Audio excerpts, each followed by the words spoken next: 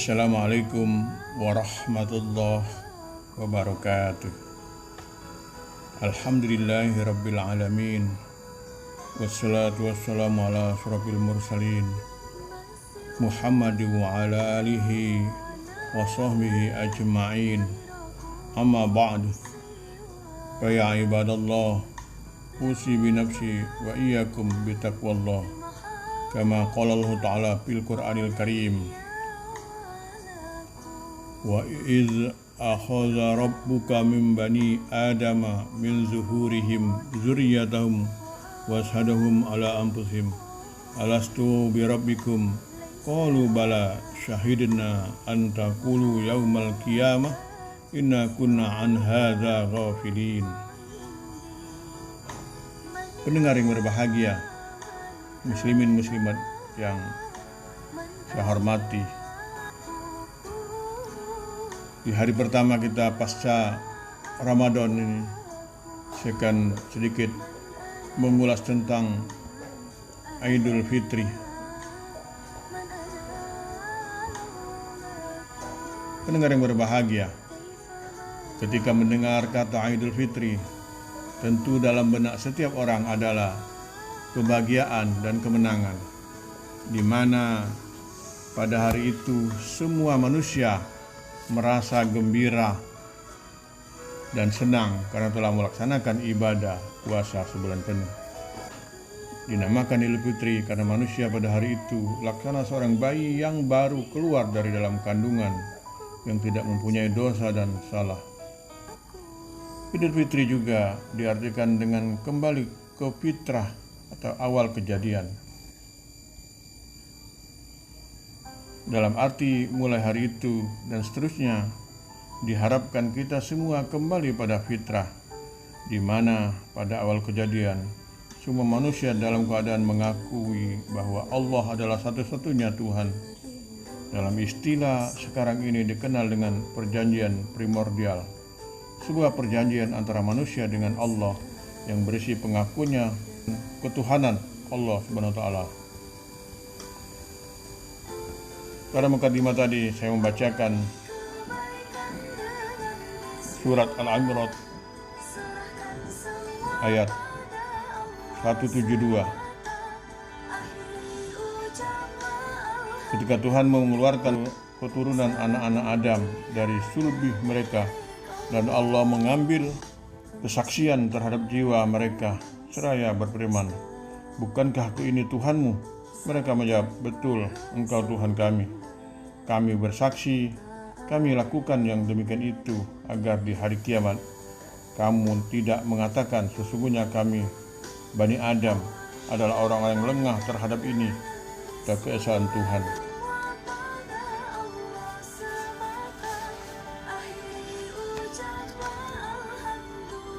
Dalam Idul Fitri juga ditandai dengan adanya mudik atau pulang kampung, yang notabene hanya ada di Indonesia.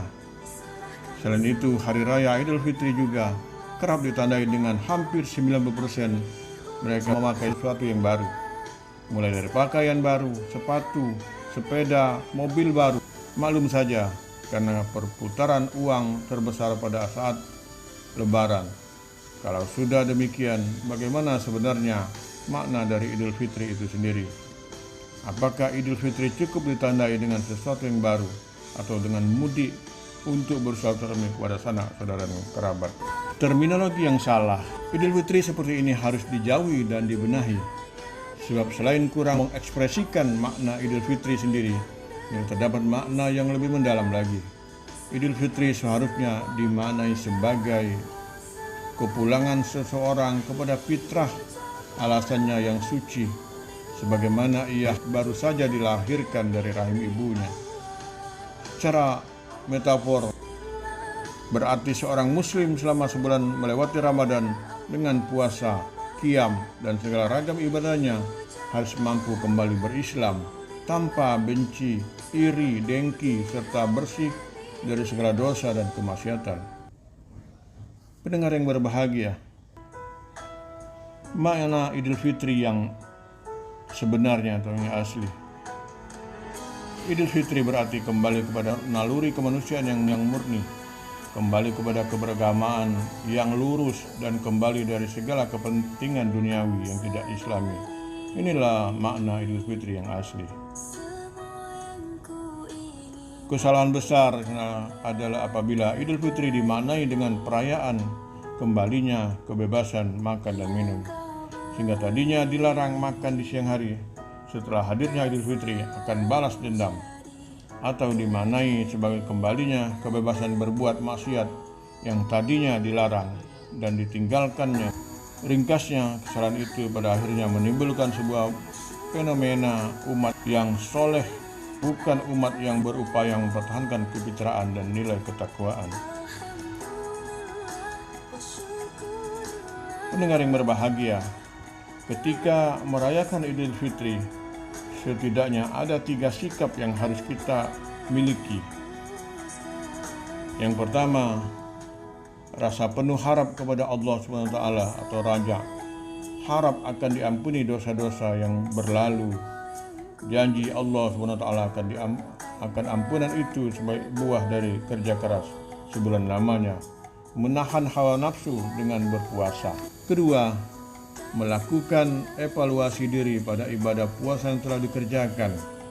Apakah puasa yang kita lakukan telah syarat dengan makna, atau hanya puasa menahan lapar dan dahaga saja? Di siang bulan Ramadan kita berpuasa, tetapi hati kita, lidah kita tidak bisa ditahan dari perbuatan atau perkataan yang menyakitkan orang lain. Kita harus terhindar dari sabda Nabi Shallallahu Alaihi Wasallam yang mengatakan, banyak orang yang hanya sekedar berpuasa saja, banyak sekali orang yang berpuasa yang hanya puasanya sekedar menahan lapar dan dahaga. Yang ketiga, mempertahankan nilai kesucian yang baru saja diraih, tidak kehilangan semangat dalam ibadah karena lewatnya bulan Ramadan, karena predikat takwa seharusnya berkelanjutan hingga akhir hayat. Allah berfirman, hai orang yang beriman, bertakwalah kepada Allah sebenar-benar takwa kepadanya, dan janganlah sekali-kali kamu mati melainkan dalam keadaan beragama Islam. Al-Imran 102. Syekh Abdul Qadir Jailani dalam bukunya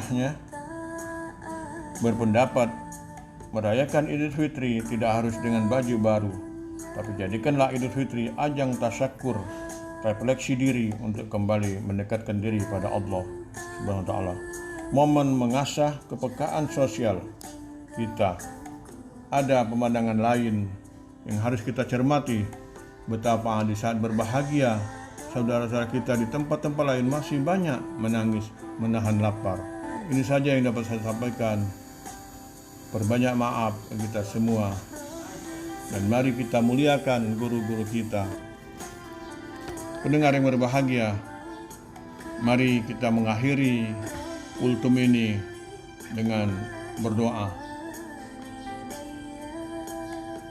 Allahumma aslih lana dinana allazi huwa ismah amrina, wa aslih lana dunyana allati fiha ma'ashina, wa aslih lana akhiratana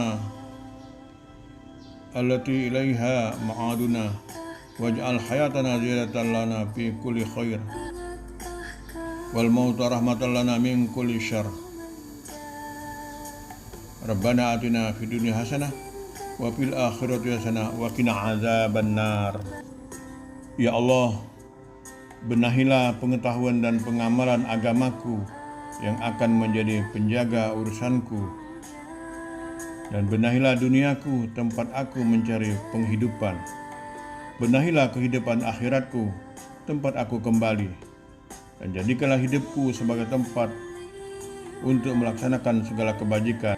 Jadikanlah pula matiku sebagai memutuskan segala keburukan.